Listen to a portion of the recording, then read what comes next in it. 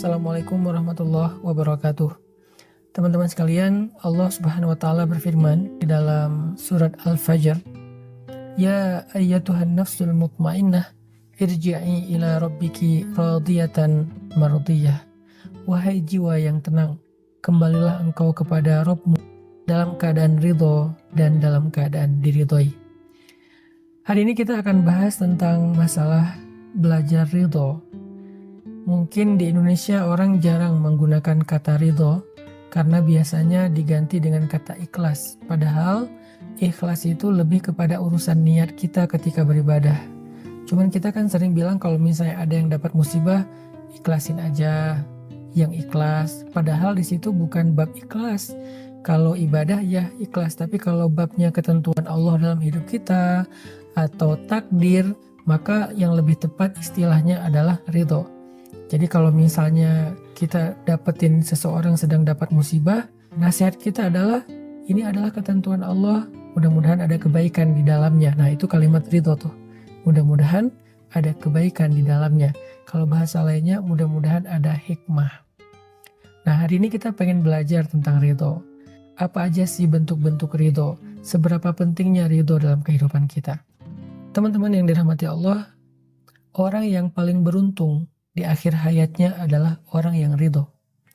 Makanya Allah berfirman di surat Al-Fajr tadi, panggilan kepada orang yang ridho. Ketika dicabut ruhnya, ketika dicabut nyawanya, Allah memanggil mereka dengan panggilan jiwa yang tenang. Padahal kita tahu sakaratul maut itu adalah keadaan yang paling sulit. Sampai Allah menggambarkannya di surat Al-Qiyamah, kalla idza balagatit taraqi wa qila man raq wa dhanna annahu al-firaq wal taffatis saqu bis-saq. Itu gambaran tentang keadaan orang ketika sakaratul maut, ketika ruhnya tersedak sampai ke tenggorokan. Tiba-tiba ditanya siapa yang bisa menyembuhkan kamu hari ini. Dia langsung menyadari udah gak ada lagi yang bisa menyembuhkan dia, dan dia mulai ngerti wa dhanna annahul firaq, itulah waktu perpisahan. Dia hanya bisa menatap wajah keluarganya yang dia sayangi, dia cintai untuk terakhir kalinya, dan setelah itu dia akan meninggalkan mereka semuanya. Wal taffatis saqu bis-saq, tiba-tiba betisnya jadi bertaut menahan rasa sakit yang luar biasa. Dalam kondisi seperti itu, ternyata ada orang yang sangat beruntung. Siapa mereka? Orang yang Allah panggil dengan kalimat ya ayyatuhan nafsul mutmainnah. Mau meninggal, nyawanya sudah berada di tenggorokan, taubat udah gak diterima, dia harus berpisah dengan semua yang dia cintai di dunia, harta, keluarga, dan seterusnya. Tapi dia termasuk orang yang bisa tenang menyambut kematian. Mutmainnah, hatinya tenang, wajahnya berseri-seri. Siapa mereka? Mereka adalah orang yang radiyatan, orang yang ridho. Orang yang selalu menerima ketentuan Allah selama hidupnya. Itu pentingnya sifat ridho. Terus lawannya ridho itu apa? Lawannya ridho itu adalah kufur. Dia protes gitu dengan ketentuan Allah. Ya Allah, kenapa saya yang diginiin? Ya Allah, apa maumu? Ya Allah, engkau tidak adil. Itu kalimat-kalimat orang yang kufur dan tidak ridho dengan ketentuan Allah Subhanahu wa taala. Memang ada yang kufur nikmat, tapi kalau ini bukan kufur nikmat, kufur takdir. Kufur terhadap ketentuan Allah. Sehingga kalau dia menghabiskan usianya dengan protes, mempertanyakan ketentuan Allah, keputusan Allah, kehendak Allah, kenapa saya kayak gini, kenapa pasangan saya kayak gitu, kenapa hidup saya kayak gini, maka ketika akhir hayatnya, dia menjadi orang yang paling gelisah dan menjadi orang yang paling tersiksa saat sakaratul maut. Tidak tumakninah, tidak ya ayyatuhan nafsul mutmainnah. Jadi salah satu di antara keistimewaan ridho itu adalah melahirkan tumakninatul qalb, rasa tenang di hati kita. Kalau kita ridho dengan semua ketentuan Allah, hati kita itu akan merasa tenang dan bahagia. Gak ada hal yang mengusik perasaan kita atau yang membuat kita merasa gak nyaman. Kenapa? Tumakninah, tenang. Kita terima dengan semua ketentuan Allah. Lalu gimana caranya biar kita bisa tumakninah, biar kita bisa tenang, bisa bahagia dengan ridho ini? Karena nggak semua yang terjadi itu kita bisa terima, nggak semua terjadi itu kita ngerti. Gimana biar kita bisa ridho? Caranya adalah berbaik sangka kepada Allah Subhanahu wa taala. Gimana cara berbaik sangka kepada Allah? Katakan untuk diri kita sendiri, la'allahu khair. Mudah-mudahan di dalam ketentuan ini ada kebaikan. Mudah-mudahan ada kebaikan. Mudah-mudahan ada kebaikan. Kata kebaikan inilah yang kita ucapkan berkali-kali agar kita selalu yakin Allah itu nggak pernah pengen menzolimi hambanya. Allah tuh nggak pernah pengen ngeprank hambanya.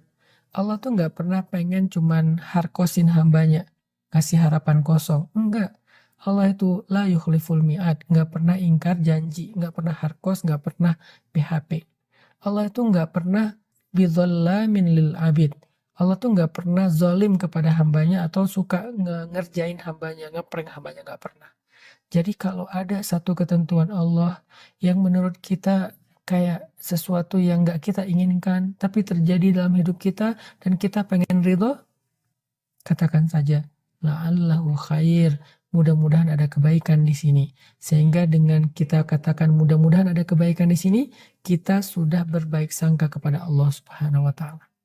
Dan Allah persis seperti apa yang kita persangkakan.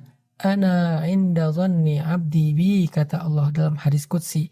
Aku tergantung prasangka hambaku kepadaku.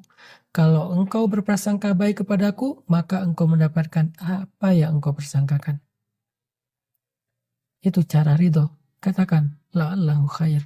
Mudah-mudahan ada kebaikan di sini. Baik terhadap satu ketentuan Allah, masalah takdir hidup, ataupun ridho terhadap satu perintah Allah. Kenapa Allah suruh kita beribadah puasa? Bilang aja, la'allahu khair. Mudah-mudahan ada kebaikan di dalam puasa. Sehingga kita berpuasa dengan hati yang lapang. Kenapa saya punya orang tua kayak gini? Bilang aja, la'allahu khair. Mudah-mudahan ada kebaikan. Kenapa saya punya orang tua, mertua kayak gini? Sehingga kita bisa bahagia dengan keluarga kita. Kok saya dikasih pasangan kayak gini ya? Bilang aja, la'allahu khair. Mudah-mudahan pada pasangan saya itu ada kebaikan yang tidak ada di tempat yang lain. Sehingga apapun yang kita alamin, perintah apapun yang kita dengar dari Allah, kita menerimanya dengan sami'na wa ata'na.